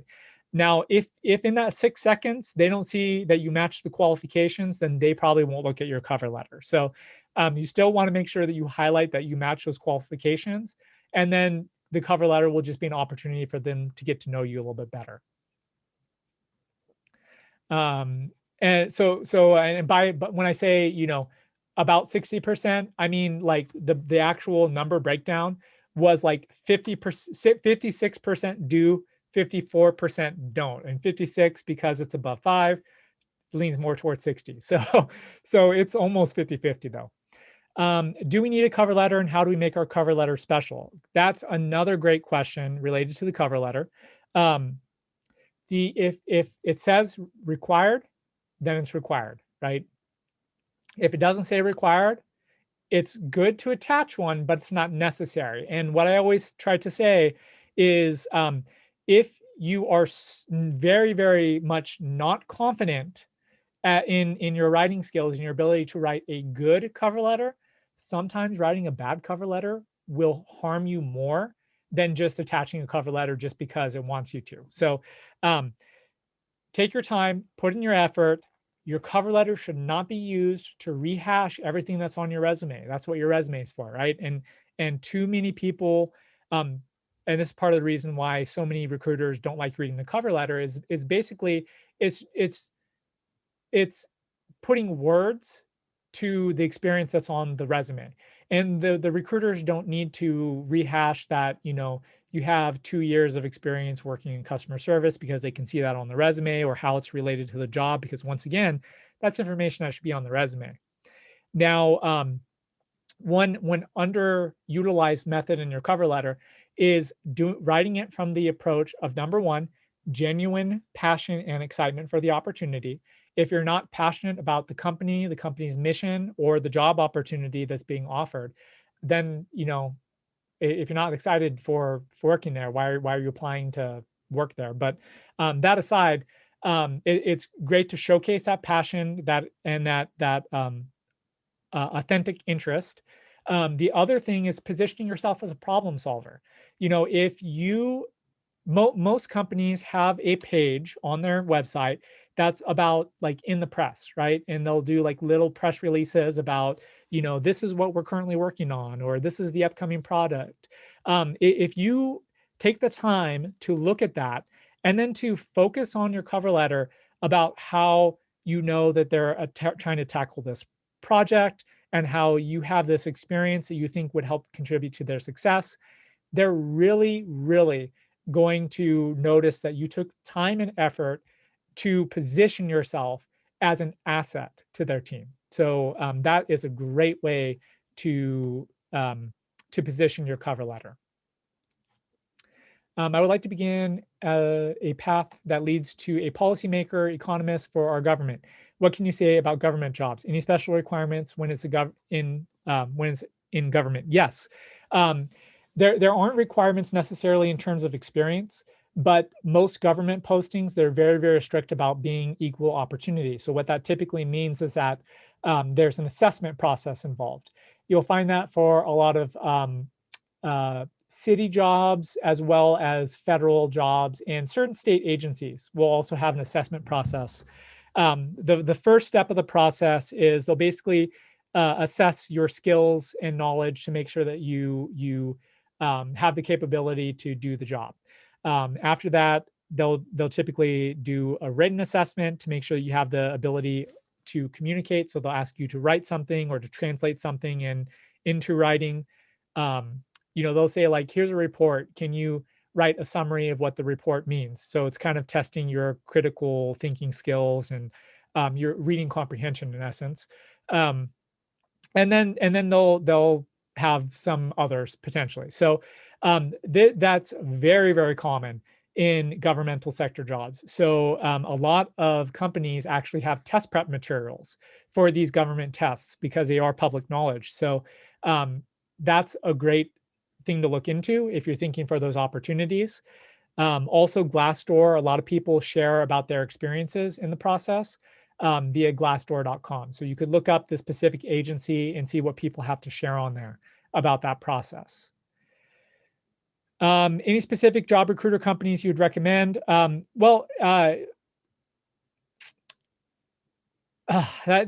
a hard one. I have mixed feelings about it because there's a reason why there's a middleman, and typically that means that they're taking something from you in order to get you that job opportunity. Same thing with any contractor role in essence. If you're going through an agency, chances are the company is making money off of you, which means lost earning potential. So really, everybody should have the capability to be able to get the type of job that they want at the company that they want, as long as they make sure that they make themselves competitive, which is what this whole presentation was about, and how to go about that. But like Robert Half is good. It's in the news often. There's a big one that works a lot with Google, and I forget the name of it. But there's some risk that comes with this too, because typically it means that you're a contracted employee. So at any point, if performance of the contract holder company, if at any point there's a problem with the performance, they could just let those people go, and you don't get benefits for a lot of these places on top of it. So you just have to really think about what is good for you. Yeah, and as you can tell, George just pointed out that there's some lawsuits against some of these companies as well in terms of how much they're taking advantage of the people who are basically being placed through them. So, yeah, but Robert Half is pretty reputable, and there's some other big name ones as well. Apple One, I actually worked through an Apple One position for a while as I was in between jobs, so I have experience with them. Should we prepare our resume in Word or PDF? Typically, most applicant tracking systems will accept both, and both are ATS responsive. So that's the reason why they ask for those specific formats. So either one works, unless they specifically ask for one or the other. How many resumes should you have on hand? Oh man, so you should have a slightly different resume for every job you apply for. If you're following everything that I talked about in terms of being competitive, you should be making slight changes to every single resume that you're using for a job. Now, if you mean how many resumes on hand for like when you go into an interview, I would have like at least 5. I've never been on an interview panel that had more than 5 people. And I find that 3 is most common. So that way you have them on hand to give them a copy of your interview, give them a copy of your resume during the interview process. So that way that you can refer to it and have them refer to it as you're talking about things.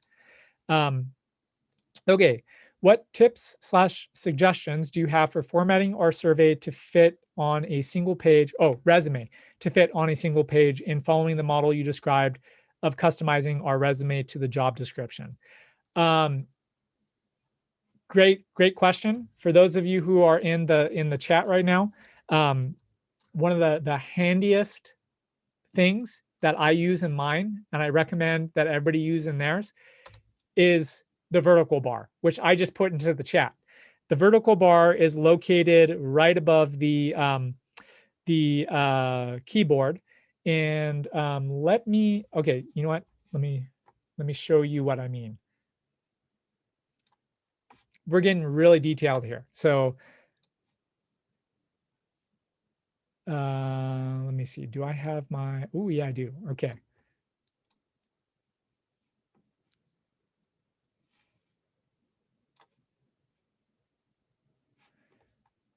Okay, now I'm going to share with you my actual resume. Let me just definitely want to remove personalized information here just in case. Here we go. This is my actual resume. This is the resume that got me the position that I'm currently in. It's the resume that got me the position right before that. And as I mentioned in the chat, it heavily utilizes the vertical bar as separation. It's a great space saver, you know, especially in the skills area. I see a lot of people in the skills area, they try to fit everything in with like 2 columns of bullets. And it's so easy, especially if you then convert your Word document to PDF. Sometimes the formatting gets all wonky. The vertical bar works perfect. So this is how I like to just include it on there. It's ATS responsive. It's mainly there for the applicant tracking systems, but it's still there if a recruiter is looking for it. So that's what I would recommend in terms of saving space. My format of my resume, you know, I from the very top, you know, I don't even put my full address.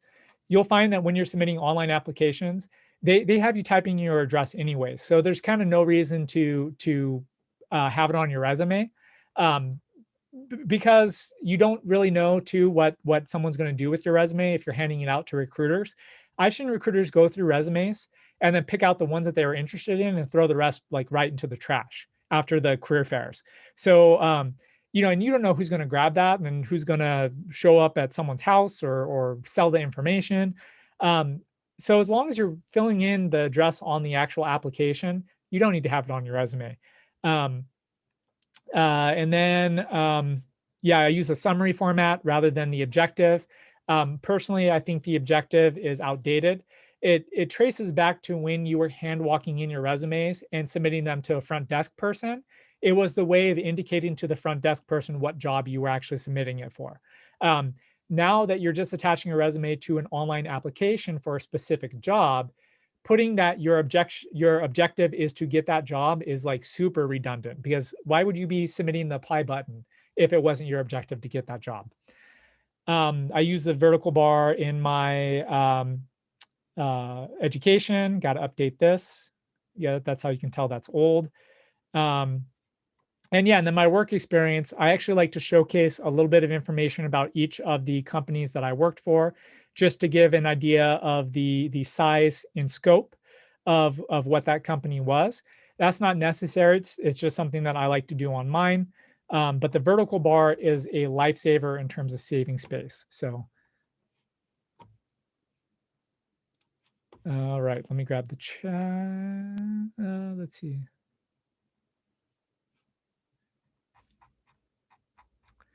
What tips or suggestions do you have for oh, okay, so I just answered that one. Does applying for internships for a company go through the same process for applying for a full-time position such as ATS? Yes. Most companies that utilize the ATS application system are also using them for internships as well. So that's something that's very important to keep in mind if you're applying for internships. I'm not available to start work until August. Should I start applying for finance analyst jobs that are currently open? Yes. Yeah. If you're the right candidate, a company is going to be willing to work with you on some flexibility on the start date. So I'd definitely start applying now. If you find that companies are not being responsive because of your start date, number one, you should be honest upfront about that, right? So I'd include that in your cover letter as well. But if they're not willing to work with you on it, then you'll have to wait, but definitely worth taking a chance. All right, I have a question about ATS and Jobscan. I was told it was best to be grammatically correct and use the past tense when talking about past job on your resume. But when running my resume through Jobscan, the past tense words in my resume did not match the present tense in the job description. Yeah. So actually so this is a great question. It's basically that utilizing the past tense because it didn't match the tense in the job description caused a low percentage match. Jobscan is using exactly not exactly the same because the algorithms used in applicant tracking systems is proprietary, but it is really, really accurate. So really, you should be reading wise, it's uncomfortable to not read past tense for jobs you had in the past. But if it's on the job description written in the present tense, you want to be able to match that for the ATS. That's kind of one of the only ways that you can make it through the process. And that's true for both Jobscan as well as most other ATS. They are becoming more intelligent, like I said, but that involves a lot of like back work that not a lot of companies have invested the time and effort into doing. Will there be webinars on how to network effectively, especially these days when everything is online? No, but I appreciate the suggestion. I think that's a good opportunity. We are actually planning on a networking event with alumni and current students and students who are about to graduate for later on in May. So maybe doing a networking event that leads up to that would be pretty good to do. So I'll give that some thought as we're planning some future stuff. Thanks for the suggestion. Does the objective part of your resume actually matter? I've heard back and forth from my professors. I find that the people who hold on to the objective are the ones who have a lot of experience using it in the past. Yeah, it doesn't really matter, honestly. It's a subjective preference. People who review resumes may have their own personal preference of one over the other, but really, it's gonna, as long as you match the qualifications, the required qualifications, you're good. It doesn't matter sort of what's at the top. My argument for why I use the summary on my resume is because typically the main qualifications is asking for a total amount of experience. So, it may be saying like 7 to 8 years of experience. So you'll notice that in my summary, I actually put that I have, diversity-centered advocate with 8 years of professional engagement experience and strong track record of creating success stories through strong communication skills. So right there, I basically did the math for them. I said, I was like, oh yeah, you need 8 years. Well, guess what? Here's my summary. I got those 8 years. So I like to do that, but approach is different. Just depends on you. Best place to search for government jobs. There's a federal hiring site actually. USAjobs.com. There we go. That's it.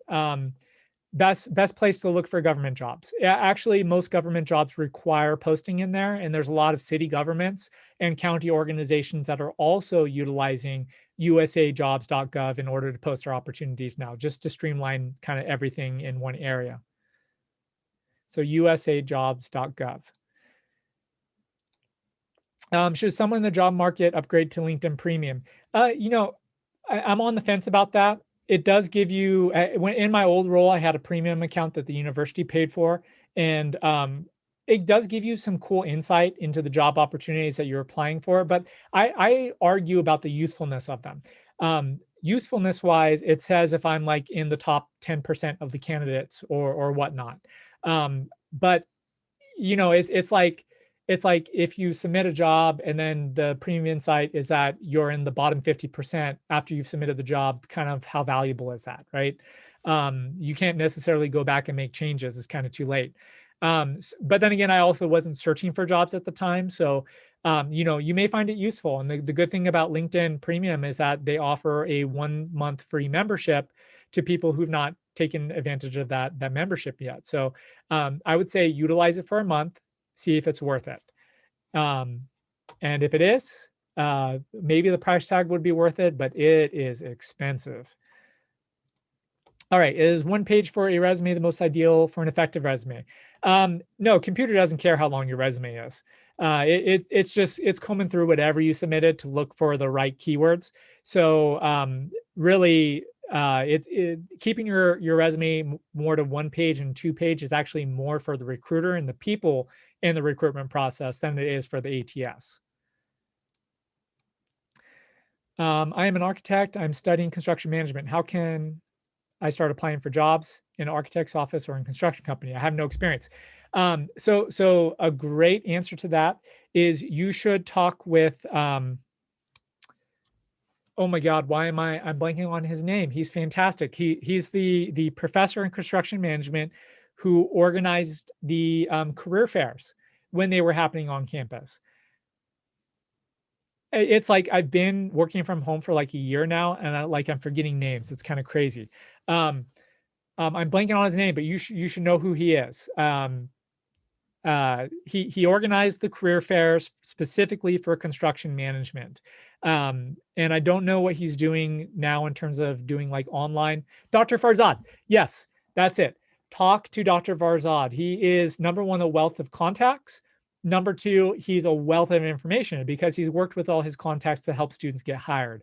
So yes, talk with him. He can give you some very, very detailed information that about construction management specifically that I have no experience in the field, right? So I could tell you how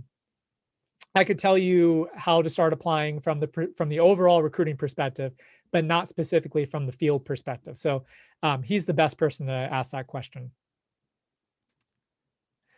Okay, so I got the email. We are impressed with your qualifications, but have not yet identified a horse organization aligned with your interests and skills. We appreciate your patience and are striving to assure an internship placement that aligns with your goals. Will this conflict within the next few weeks to share an update on your application status? Is that a good sign? Yeah, that is a good sign. It's not a no, right?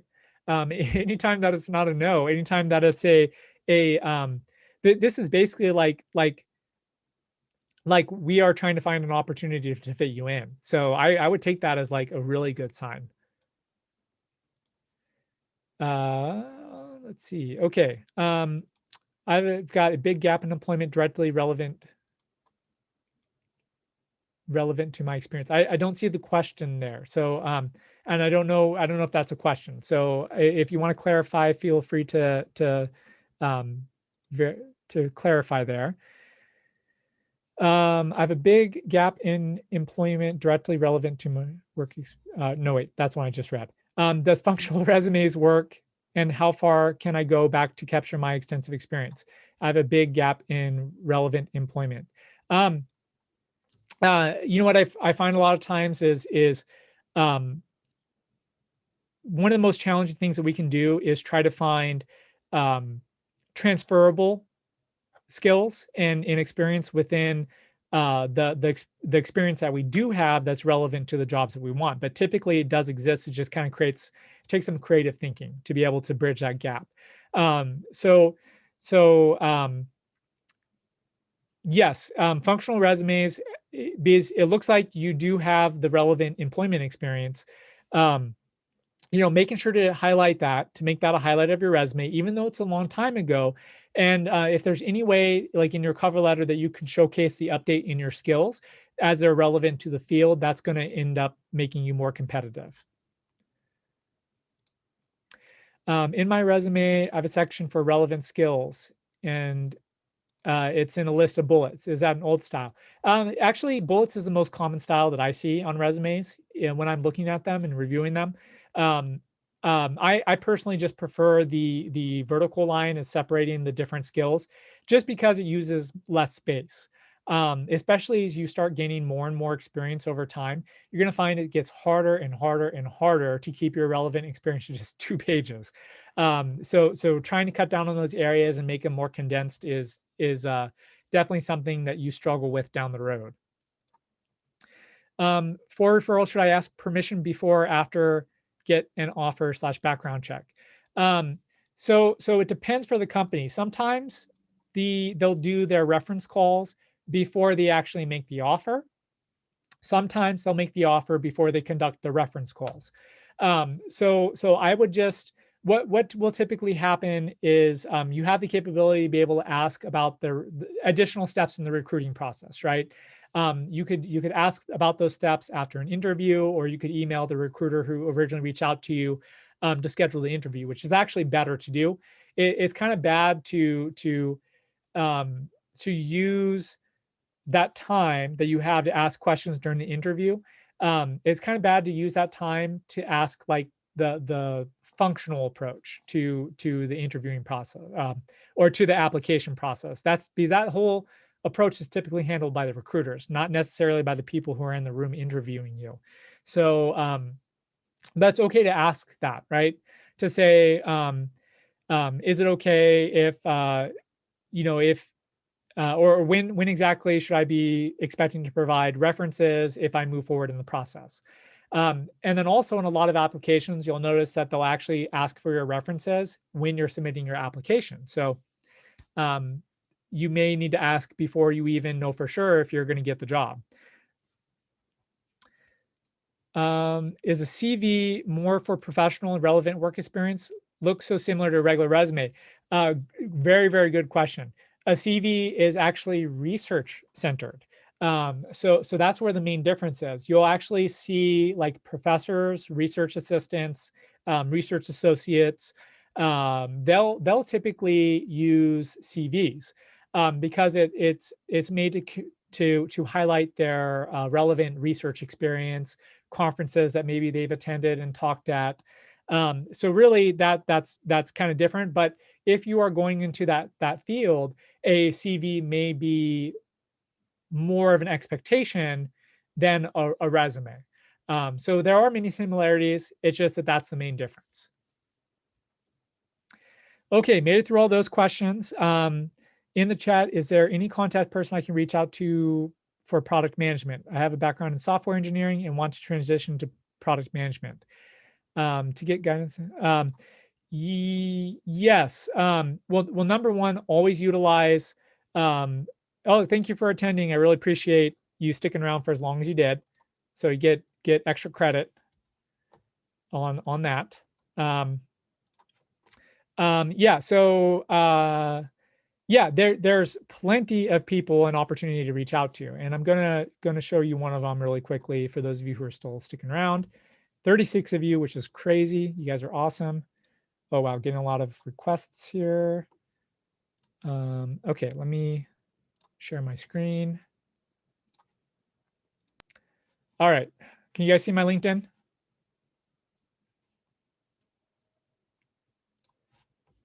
Let me know. Okay, cool. Okay, so on LinkedIn, you can actually do a search for California State University East Bay, the company and higher education page. And I'm going to press enter on this. Now, I'm an administrator on this page, so this view that you're seeing right now is not the normal view that you'll see. I'm going to switch over to that really quickly. So this is the view that you will see. And on this view, what you want to do is you want to come over and click on alumni. And then you have this awesome ability to be able to filter out several different things, where they live, company names. There's little arrow buttons. Here they are. You could look at what they do in terms of job title, what they studied, what they are skilled at, and even like how you are connected. So what I would recommend that you do is if you're looking for people to connect with around product management, was it product management? I'm trying to find it on the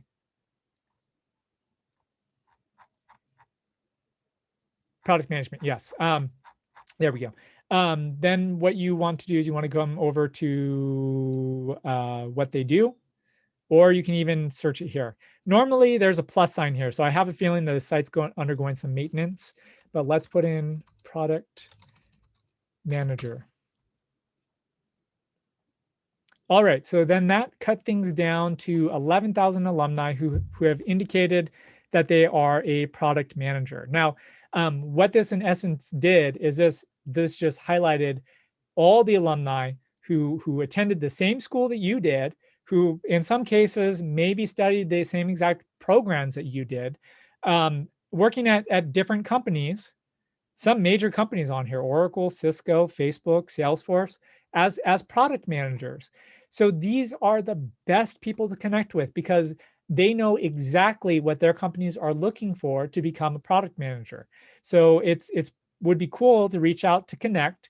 Whenever you connect on LinkedIn, you want to make sure to send a personalized note saying why you're reaching out, connecting. And it's okay to say, hey, I'm a current student at Cal State East Bay. I noticed that you're a product manager at this company, and I was just curious, how did you end up there? Would you be willing to connect and share your story with me?